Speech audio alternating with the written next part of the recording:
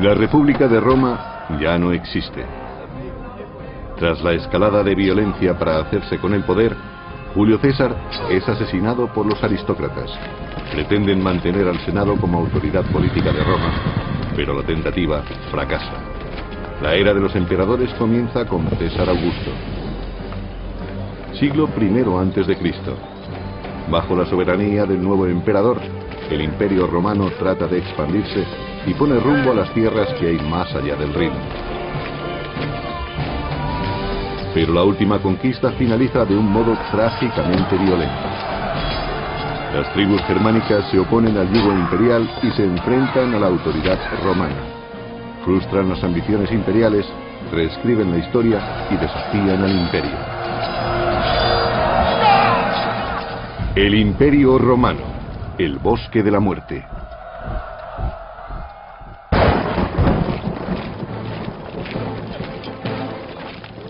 Galia, siglo I a.C. Roma pretende dominar el mundo. Alentados por un crecimiento sin precedentes, los líderes del imperio creen que los pueblos conquistados no se opondrán a su misión civilizadora. El emperador Augusto consolida su poder tras el asesinato de su tío abuelo, Julio César. Roma se alza y extiende por todo el mundo conocido. Augusto fue un pariente de Julio César que se convirtió en el primer emperador romano. Él salvó la República. Sus métodos hubieran sido impensables para Julio César. Fue el principio del apogeo de Roma.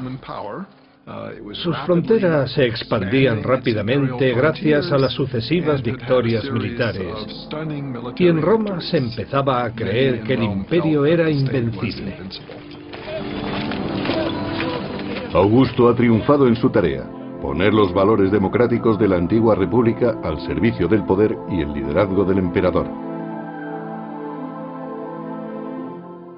Augusto salvó la República convirtiéndose en su único dirigente. Y al mismo tiempo convencía al pueblo de que la República seguía siendo lo que siempre había sido: una cooperación entre las personas de los estratos más altos y más bajos de la escala social. Algo que iba en beneficio de todos. Tras 35 años de liderazgo, Augusto considera esta expansión del territorio romano su mayor éxito. Para él, es algo que va más allá de la simple conquista militar. A fin de cuentas, los romanos se consideraban superiores al resto de los pueblos. Los romanos sentían que su misión era civilizar al resto del mundo. Tenían una misión cultural, y por eso trataban de imponer la ley y la justicia, como ellos la concebían, al resto de los pueblos. Aquellos a los que llamaban bárbaros. Tras la exitosa anexión de la Galia como provincia romana, el Imperio Romano trata de conquistar las tierras más allá del Rin, lo que se conocería como Germania. Las tribus de más allá del Rin vivían de manera precaria, luchando entre sí en sangrientas guerras fratricidas. Algunas tribus incluso se atrevían a penetrar en territorio romano, algo que el imperio no iba a tolerar. Roma considera que estos pueblos son salvajes e impredecibles, y por tanto, un objetivo a conquistar. Ha habido muchos debates sobre los objetivos de Roma al este del Rin. Quizás el imperio trataba de establecer una nueva provincia entre el Rin y el Elba. O quizás trataban de frenar las incursiones que llegaban de más allá del Rin. Casi todas las opiniones coinciden en que Roma intentaba establecer una nueva provincia. En el año 9 a.C., el emperador Augusto envía al general Tiberio más allá del Rin. La relación entre romanos y germanos es muy conflictiva. Hay gente que quería colaborar con los romanos y gente que aborrecía a los romanos. En aquella época los pueblos germánicos debían enfrentarse a muchos desacuerdos. Eran comunes las luchas por el poder. Tiberio, un destacado militar con importantes contactos, tiene muchas probabilidades de suceder al emperador. En Germania, visita al jefe de la tribu de los queruscos, al que considera un aliado potencial. Los bárbaros se aliaron con los romanos para luchar contra los enemigos comunes de ambos pueblos. Y los romanos querían extender las fronteras de su territorio y su misión civilizadora hacia las regiones del norte. El líder de los queruscos acepta la alianza con Roma. Aunque su pueblo no tenga interés en adoptar el modo de vida del imperio, se benefician de su protección y su prestigio. Tenían mucho que ganar si se aliaban con Roma, sobre todo la élite gobernante. Económicamente, esta asociación les daba acceso a muchos productos romanos, lo que les confería un estatus privilegiado. El príncipe germánico es todavía muy joven, pero acabaría convirtiéndose en un astuto conspirador. Fue educado en dos mundos, siguiendo las tradiciones de su pueblo y protegido por la gloria y el poder del imperio. Llegaría a ser un oficial romano y un rey germánico. Su nombre era Arminio.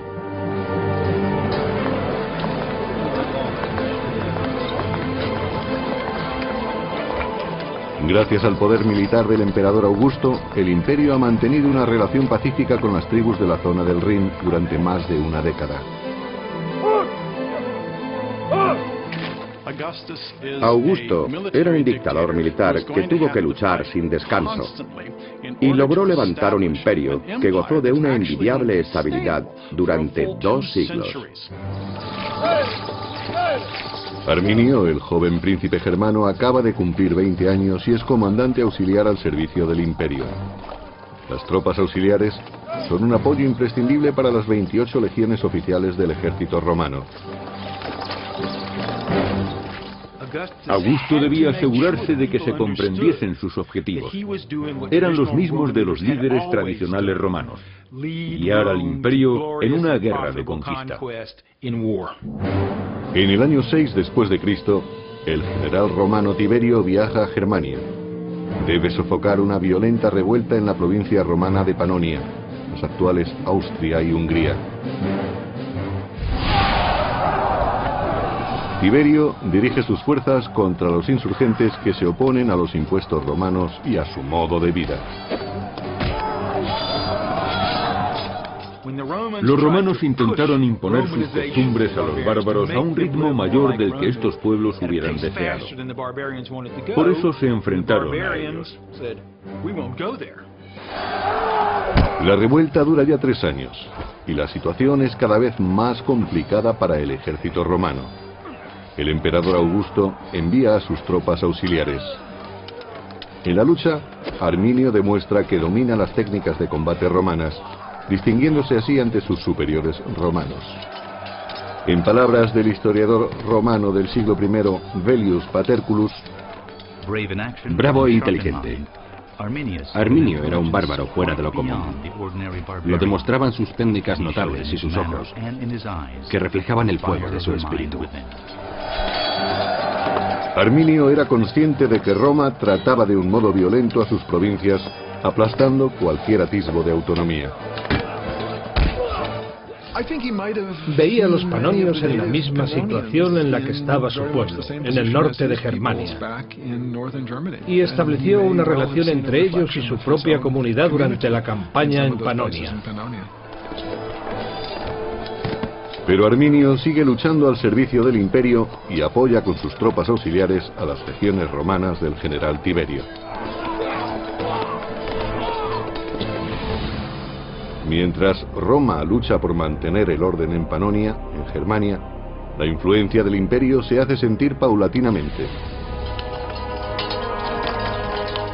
El pueblo de Arminio, contratado para la construcción de carreteras y otros edificios, empieza a sacar partido de las costumbres romanas. Los bárbaros, especialmente los que vivían cerca del Rin, no consideraban que vivían en el mundo romano. Sin embargo, apreciaban las ventajas de la romanización.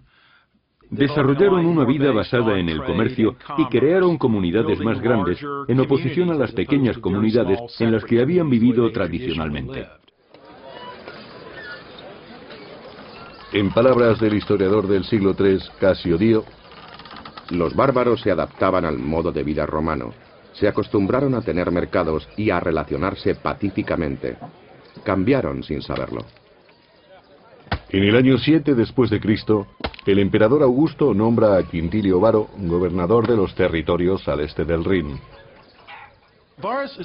Varo era un comandante relativamente capacitado, pero también hemos podido comprobar que no se trataba de la persona más amable del mundo. Su descripción a cargo del historiador Velleius Paterculus no es demasiado halagadora.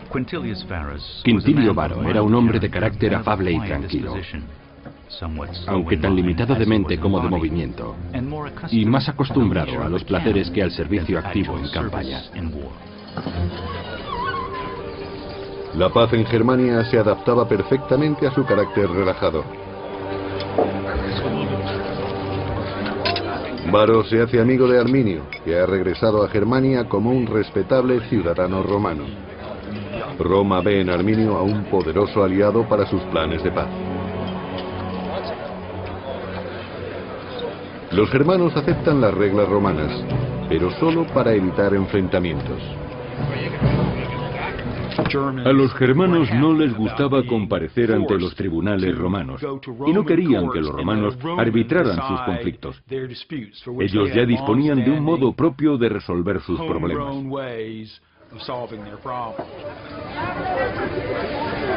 El resentimiento empieza a ser evidente, aunque la situación es pacífica, según Velleius. Los germanos son una raza de embusteros impenitentes. Interponen denuncias ficticias, se provocan unos a otros en peleas y las resuelven según las leyes romanas sin recurrir a las armas. Así muestran que se sienten agradecidos por la justicia romana y que su naturaleza bárbara se está extinguiendo. Varo tenía experiencia como gobernador en pueblos acostumbrados a ser gobernados. Pero eso no tenía nada que ver con las expectativas de los pueblos germanos. La intrusión, de acuerdo con el historiador Casio Dio, empuja a Arminio y a otros jefes a tomar medidas. En lugar de tratarlos como a esclavos de Roma, Varo les exigía impuestos como a las naciones sometidas. Pero ellos no se consideraban una nación sometida y preferían recuperar el modo de vida que habían tenido en el pasado. Los pueblos germánicos de la ribera del Rin decidieron que habían aguantado bastante a Varo y su administración, la imposición del modo de vida romano y sobre todo la justicia romana. Por eso decidieron tenderle una trampa y deshacerse de él. Y nadie se encontraba en mejor situación para ello que Arminio. Durante 3 largos años, el general Tiberio había luchado para sofocar las revueltas en la provincia de Panonia.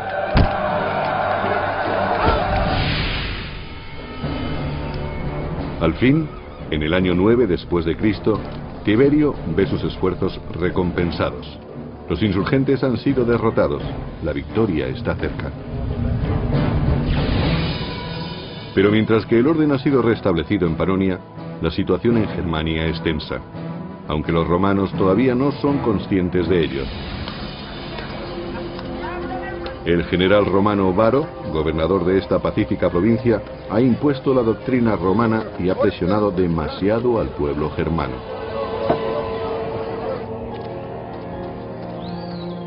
Los germanos, liderados por Arminio, se han cansado de pagar los impuestos romanos y de ser esclavos en su propia tierra. Por eso rechazan el servilismo a Roma y se levantan en armas contra el ejército más poderoso del mundo. No todos los caudillos germanos están de acuerdo con el levantamiento. Uno de ellos, un hombre llamado Sellestes, considera que el riesgo es demasiado grande, pero Arminio convence al resto. En aquellos momentos, Arminio es la persona más influyente de su pueblo, y el hecho de ser apoyado por la mayoría de los suyos es